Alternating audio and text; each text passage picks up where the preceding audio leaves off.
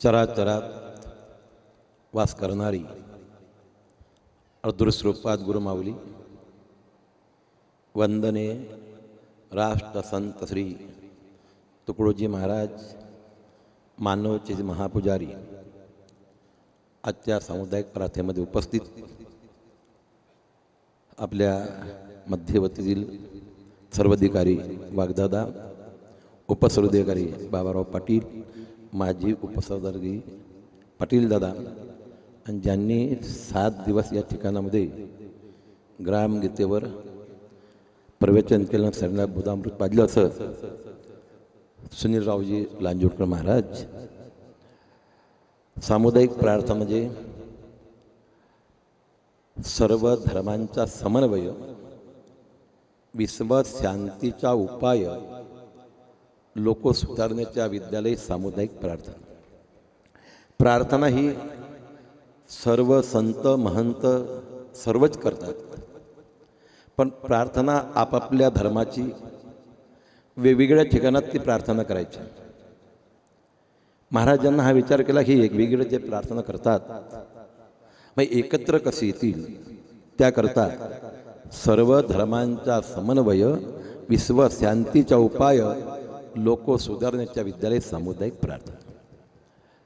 जड आणि चेतन, नास्तिक आणि आस्तिक. मग जड कुणाला म्हणावं? एक दगड असते, हा जड आहे, पण त्याला चेतन जरी काही राहत असेल तर तो प्रार्थनेच्या माध्यमातून होऊ शकतो. कसं? धावत्या पावलांनी लाखो गावीच्या शिला, चैतन्य उठविला धन्य तुझी दिवेलीला. सुद्धा महाराजांच्या पायाचा स्पर्श जरी झाला एका दगडाला तर त्यालाही जीव फुटला, कारण ती ताकद त्या प्रार्थनेमध्ये आहे. अगर आपण सुद्धा ती प्रार्थना मनापासून जरी केली तर आपली प्रार्थना गुरुदेवाला स्वीकार झाली तर जो जड व्यक्ती आहे तो चेतन झाल्या विना राहणार नाही. पण त्यांनी प्रार्थना सर्वच करतात, पण त्या पद्धतीने केल्या पाहिजे. तुम्ही 12 वर्ष प्रार्थना करा, पण तुम्ही जड होऊ शकत नाही. 12 वर्ष प्रार्थना करा पण महाराजजी मिळणार नाही. असे एक चौबेवन एक व्यक्ती होते, त्याची पत्नी म्हणजे माही. महाराजाला विचारलं, महाराजजी आपला शरीर सुटल्याच्या नंतर आपण कुठे राहाल? महाराजांनी सांगितलं, जिथं ध्यान प्रार्थना होईल, जिथं ग्रामगीताचं वाचन होईल तिथं मी राहील. मग आपल्या घरी आपण जे रोज प्रार्थना केलं तर जरूर आपल्या इथं महाराजजी येतील, राहतात. हा आमचा अनुभव आहे. जड आणि चेतक, नास्तिक आणि आस्तिक. जे नास्तिक आणि आस्तिक, नास्तिक कुणाला म्हणावा? की जो व्यक्ती, विचार करा की संत ज्ञानेश्वर महाराजांनी भिंत चालवली, रेड्याच्या मुखातून वेद वतवून घेतलं. मग ते भिंत चालवली म्हणजे कशी झाली? ती भिंत आजही चालून राहिलेली आहे. आमच्या गुरुकुंजामधून रोज चालते, अख्ख्या भारतात चालून राहिलेली आहे. ते कशी चालते? ग्रामगीता हे पुस्तक ते जड आहे, पण त्याचं ज्ञान जो आहे तो प्राप्त करण्याकरता अख्ख्या भारतात चालून राहिलेली आहे. अख्ख्या भारतात ते भिंत आहे. रेड्याच्या मुखातून वेद वतवून घेतलं, पण तो रेड्या म्हणजे कोण? एका म्हशीचं पिल्लू. पण तो नव्हे, त्या रेड्यासारख्या माणूस होतं आणि त्या माणसाच्या मुखातून तो वेद वतवून घेतलं. मग वेद कुणाला म्हणायचे? वेद कुणाला म्हणावा? वेद म्हणजे काय? जा भेद नाही वहा वेद, जा भेद नाही वा वेद. भेदभाव कशाला? माणसात रे. आपल्यामध्ये एवढं भेद आहे की आपण सांगू शकत नाही. तो त्याच्या निंदा करेल, तो त्याच्या निंदा करेल, तो त्याच्या निंदा करेल. प्रार्थना सोडून देईल, त्याच्या फोनवर त्याच्या चर्चा करत राहील.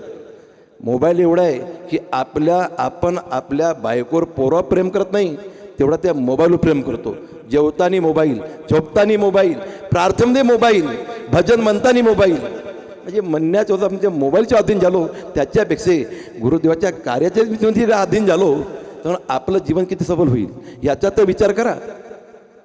गावागावाशी जागवा, समोर भेद मिटवा, समोर भेदभाव मिटवा, उजळा उन्नतीचा दिवा तुकड्या म्हणे.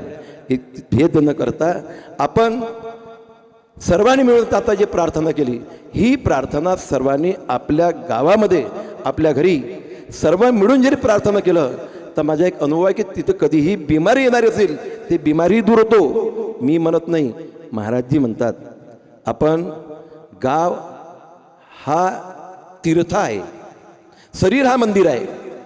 या मंदिरात जो देव आहे त्याला पाहायचा असेल, आपली मूर्ती पाहिले डोळा त्याला पाहायचं असेल तर मग रोज प्रार्थना करावं लागेल, रोज प्रार्थना करावं लागेल, रोज प्रार्थना करेल. एक व्यक्ती आम्हाला मिळाला, तो मला म्हणत होते प्रार्थना रोज रोज का करावं लागते, कशाला रोज रोज प्रार्थना करायची, काय करायचं प्रार्थना करायची. मी म्हणलं तर जेवाची गरज काय आहे, मग जगावसाठी.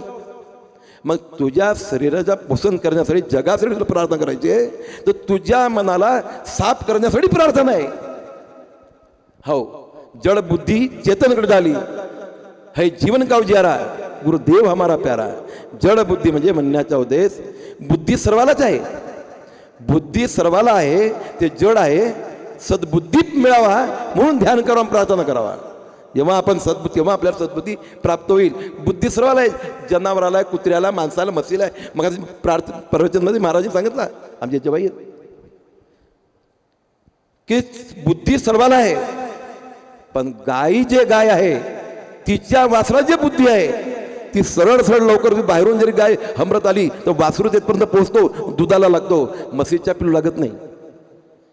या विसरू मागायचं प्रवचन झाला. मला म्हणायचं आहे, आपण सर्वांनी आज या ग्राम जयंतीच्या निमित्ताने 1 महिना ग्रामजयंती चालली. या 1 महिन्यामध्ये हनुमान जयंती, ग्राम जयंती, आंबेडकर जयंती, महाराजांची जयंती, सत्यसाईबाबांची, किती चांगल्या थोर पुरुषाची जयंती झाली. पण त्या जयंतीच्या वेळेला अशी प्रार्थना कुठे जाऊन राहिली. आपण सर्व धर्म बसून येणारे सर्व धर्माचे लोक इथं जे प्रार्थना करलो, या ठिकाणात महाराजांचा जन्म आहे झालेला आहे, पण महाराजजी सुद्धा इथं आहेत, आपल्यामध्ये, आपल्या कणाकणामध्ये आहेत. ही समजून जरी आपण प्रार्थना केला तर आपल्याला घरोघर महाराज मिळाल्या गुरु राहणार नाहीत. महाराजांच्या कार्याची आज गरज आहे, ध्यानाची, प्रार्थनेची गरज आहे, भजनाची गरज आहे. प्रचार दिवसेंदिवस महाराजांचा प्रचार कमी होत चाललेला आहे, महाराजांच्या विचाराचा प्रचार होत चालला आहे. विचाराच्या प्रचाराची गरज आहे. काही दिवसामध्ये बोललो की जे साहित्य विकणारे लोक आहेत, साहित्य विकणारे लोक मिळणार नाहीत, प्रार्थना करणारे लोक मिळणार नाहीत, की लोकांचे विचार बदलत चालले. म्हणून आपण आपल्या घरच्याच लोकांना जरी आपण आपल्या जवळ बसवून जरी पोरांना सांगितलं प्रार्थना करा, तिचे आज त्याची प्रार्थना लागले तर त्यांचा भविष्य उज्ज्वल होईल. म्हणजेच धावत्या पावलाने लाखो गावीच्या शिला चैतन्य उठवला, धन्य तुझी दिव्य लीला. एवढं जरी आपण घडलं तर खूप खूप चांगलं होईल. कारण महाराज उद्या 5 वाजता महाराजांचा जन्मदिवस आहे. 5 वाजता महाराजजी 5 वाजता जन्मदिवस आहे. महाराजांचा शरीर सुटला 5 वाजता, 1-2 मिनटं कमी असेल. 5 वाजता मोजीला समाधीला झाडं लावल्यात, पंचवटी म्हणजे 5. जे हॉस्पिटलमध्ये महाराजी जिथं ॲडमिट हो तिथे 5च्या आकलेलं आहे. ज्या गाडीमध्ये महाराजला आणलं तिथे सुद्धा 5च्या आकलेलं आहे. म्हणजे 5 किती महत्त्व आहे. मग आपण सर्वांनी प्रार्थना करावं. आणि हे मंथना कधी जात नाही. आता सांगितलं भेदभाव कसला माणसामध्ये आहे, आपण भेद पाडून आलो म्हणून आपल्यामध्ये महाराजांचा विचार फार कमी होऊन राहिलेला आहे. या भेदला दूर करा. कारण एक महात्मा होता, खूप त्याला वेद सांगायचा, काय सांगायचा, मोठा महात्मा होता आणि करोड शिष्य होते त्या महात्म्याचे. आणि त्या शिष्याला ज्ञान सांगायचा, ब्रह्मज्ञान. एक दिवस अचानक असं झालं, शिष्यांना विचारलं महाराजाला, त्या ज्ञानी महाराजाला, अहो म्हणे एवढं म्हणजे ज्ञान आहे खूप मोठं सांगून राहिले, मग तुमचे गुरु कोण आहे. माझे गुरु कोण आहे. त्याला माझा गुरु आहे, एक गुरु आहे चोर, दुसरा गुरु आहे कुत्रा आणि तिसरा गुरु आहे छोटासा मुलगा. ते सर्व हसायला लागले. असं कसं होईल. नाही तसंच आहे म्हणे. कारण जेव्हा मी भ्रमण करायला निघालो, हा ज्ञान प्राप्त करण्यासाठी भ्रमण करायला निघालो, तर सकाळी निघताना तर रात्र झाली. रात्र जेव्हा झाली त्या गावात लोक झोपून गेले. जेव्हा झोपले मग कोणी मिळत नव्हता, पण एका गलीमध्ये एक माणूस दिसला. त्या माणसाला मी न बोलावलं. तो माणूस आला आणि त्या माणसाला सांगितलं की मी तुझ्यासोबत रात्रभर राहू शकतो, त्यानं राहायला हरकत नाही, पण मी चोर आहे. कारण की तो भीतीला छिद्र पाडत होता. तेव्हा जर चोर असेल का मग रात्र जाऊ कुठं, मला तुमच्यासोबत राहायचं आहे. ठीक आहे, मी चोर आहे, तुझी इच्छा तर आहे. हा रात्रभर राहिला, त्यांच्या मनात काही बुद्धी आला पता नाही. आता आम्ही 10 दिवस तुझ्यासोबतच राहतो. 10 दिवस सोबत राहिल्याच्या नंतरमध्ये तो चोर रोज रात्री जायचा. मग सकाळी आला की हा महात्मा तर विचारायचा, आज चोरी जमली का तुमची? म्हणजे चोरी जमली का विचारत को, माझी चोरी काय जमली नाही, पण प्रयत्न करत जे राहिलो, मी प्रयत्न करत राहिलो तर आज नाही होते चोरी जमेलीच.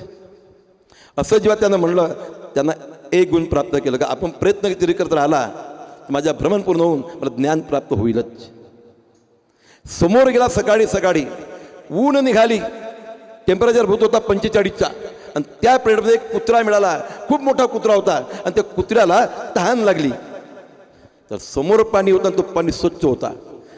तर पाण्याकडे कुत्रा जेव्हा जात होता, हा महात्मा त्याच्या बरोबर गेला, यालाही तहान लागलेली होती. तर जेव्हा पाण्याच्या जोड गेला तर कुत्र्याला त्या पाण्यामध्ये जी परछाया दिसली, तो कुत्रा घाबरला, पुन्हा वापस आला. जेव्हा वापस आला, पाणी प्यायला जायचं आहे, कसं करायचं, हा 3दा गेला, त्याची हिंमत नाही झाली. महाराज राहिले दूरच बसून. चौथळत गेले, उडी मारलं पाण्यात, पाणी झाला डवरा.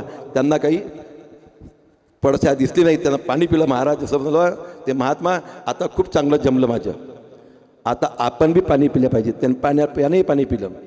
पाणी पिऊन दुसऱ्या गावाकडे निघाला. जेव्हा निघाला तेव्हा संध्याकाळ झाली. एक लहान छोटा मुलगा आपल्या घरून दिवा लावून मारुतीच्या मंदिरमध्ये नेत होता. ते याला दिसला, त्याला थांब थांब थांब म्हणे, तू कोणी चालला दिवा घेऊन? तर म्हणे मारुतीच्या मंदिरात चाललो. त्या दिव्याची आग कुठून आली? म्हणे माचीस आहे, त्याच्यात डब्बीची गाडी होती, ते लावली. तर म्हणे मग डब्बीची गाडीमध्ये आग कुठून आली? छोटा मुलगा प्रश्न दिवस सोडू शकत नव्हता. असं खूप विचारलं. हा ज्ञानी होता ना, मोठा ज्ञानी, खूप मोठा ज्ञानी. म्हणजे कुठून आग कुठे आली? त्या मुला काय केलं, तो दिवा बुजवून दिलं, फुकलं, बुजवलं. त्या महात्माला विचारलं, हे आग कुठे गेली? म्हणे सांगत होता, आग कुठे गेली? हा चुप राहिला. याचा घमंड चूर झाला. म्हणून कोणी महाराज कोणता ज्ञान सांगते, कोणी कसा ज्ञान सांगते, कोणा ज्ञानाचा गर्व येते, कोणा प्रार्थनेचा गर्व येते, कोणा भजनाचा गर्व येते.